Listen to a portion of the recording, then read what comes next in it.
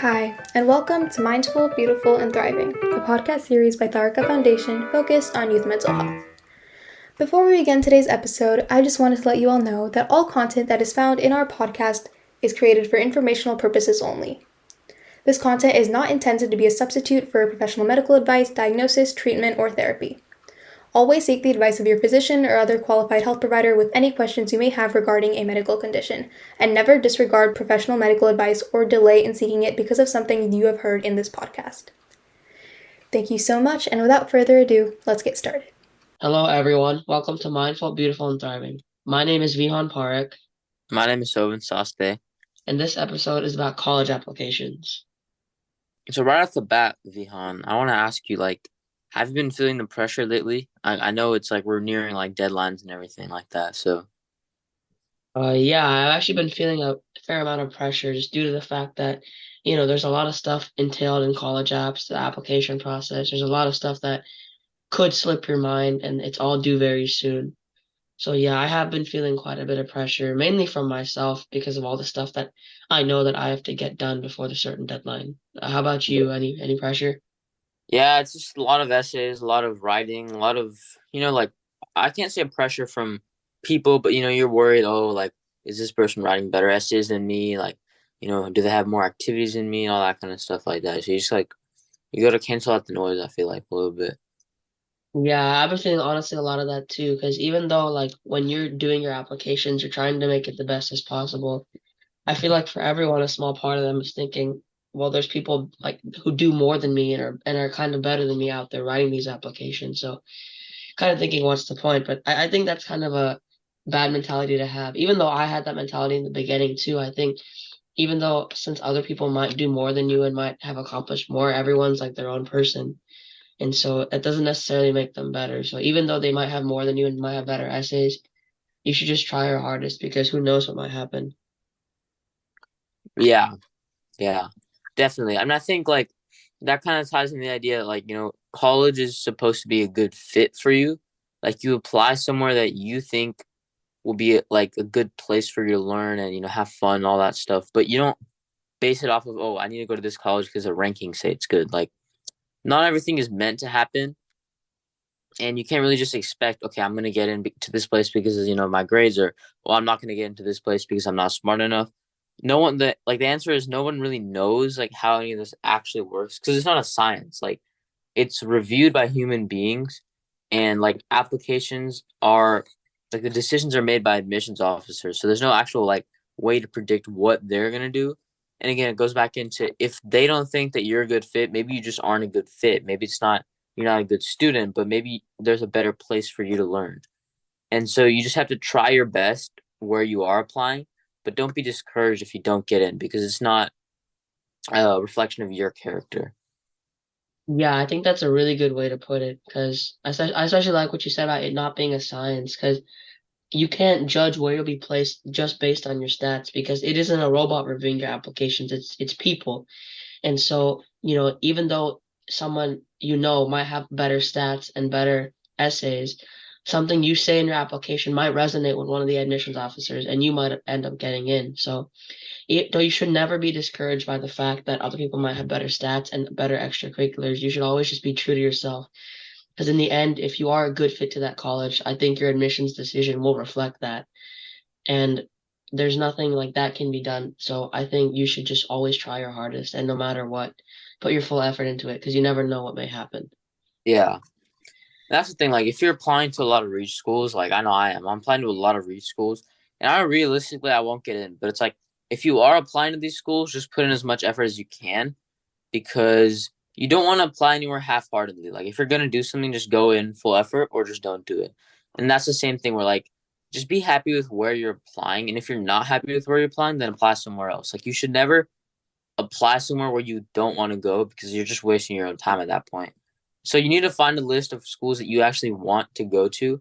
And that's where I think people make the biggest mistakes because obviously, living in California, I think it's fair for everyone to just apply to UC schools because they're good in-state option. Cal State's, again, good in-state option. But when it comes to like, your out-of-state schools, I think most people just go by, okay, well, this school is a good ranking. But they've never actually looked into the school. Like you have to ask yourself, would you actually go if you got into the school?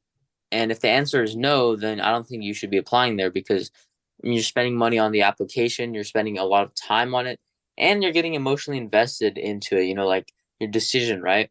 Let's say you get rejected and you feel, sad about it, but you're taking on that emotional toll for something that wouldn't have actually reflected positively, even if you did get in. So I think it's kind of a waste.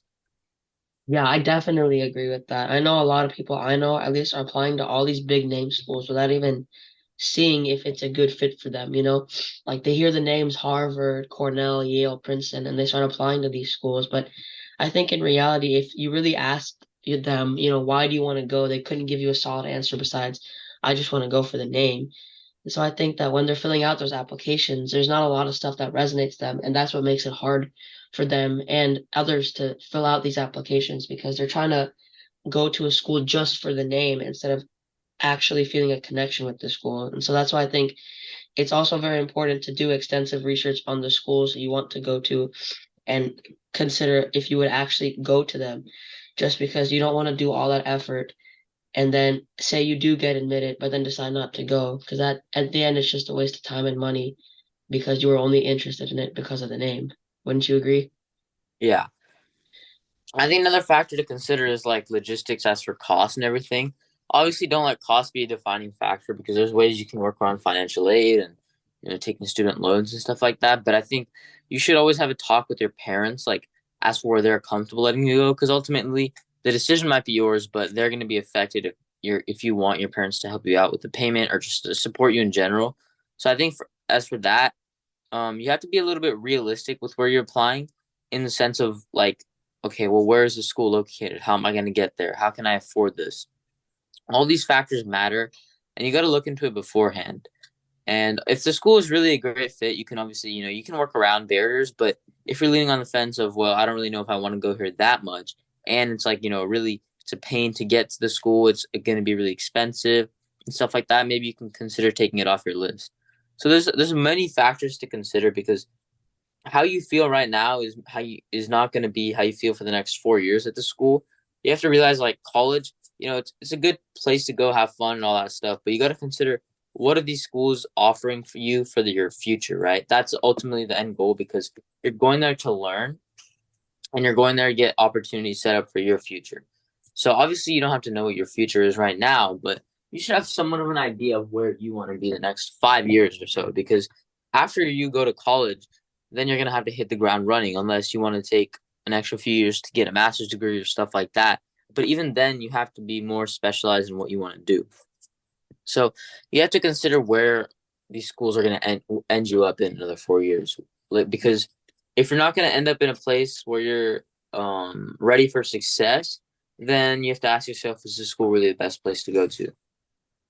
Yeah, I truly do agree with that, honestly. So that just kind of covers the whole thing about there's no point applying to schools that, you don't think will be a good fit just because of their name. Because you have to look into all the factors that would excite you at a school, not just if you think it's a big name. Because a lot of these schools have big names, but if you want to go for a specific major, it might not be the best for that, and it might not provide a supportive community for that. But I think one of the best feelings about college apps, honestly, is when they're all submitted. It's just a relief that you get that, in your head you're kind of saying, "Oh, it's over." Like at that point, I think you kind of realize that you've done all you can and that there's no point worrying about it now because there's nothing you can change. And wouldn't you agree? Like the best feeling is after you submit those college apps and just you have that wave of relief wash over you. Yeah, it's something like, well, once you're done, it's done. Like, but right until you submit it, you could finish like, let's say for January applications, you can finish everything by November, but it's human nature to still like, oh my God, like, how can I fix this? How can I, improve this and all that? Once you submit it, it's just like, it's in. Whatever's done is done. You can't change it. And I think that makes you feel better because it's kind of just like, yeah, like you said, it is a relief. So that's what I would say. And I think another thing into that is don't overthink things. Until I submit it, I'm going to keep on going back into my essays. That's something I need to work on. But I think if you really trust yourself and you do good work, don't overthink and okay, I'm gonna fix this, I'm gonna fix that and all that. Because you're only gonna harm yourself in a way. Yeah, I definitely do agree with that. I think that's why you feel so relieved because you kind of realize in your head that there's nothing more you can do about it. And that it's a good feeling because there's no point worrying about it, you know? Like you've done all you can and now it's just kind of up to chance. So this is the Yeah. Tarika Foundation and you're listening to Mindful, Beautiful, and Thriving. Be sure to stay safe and thank you for listening.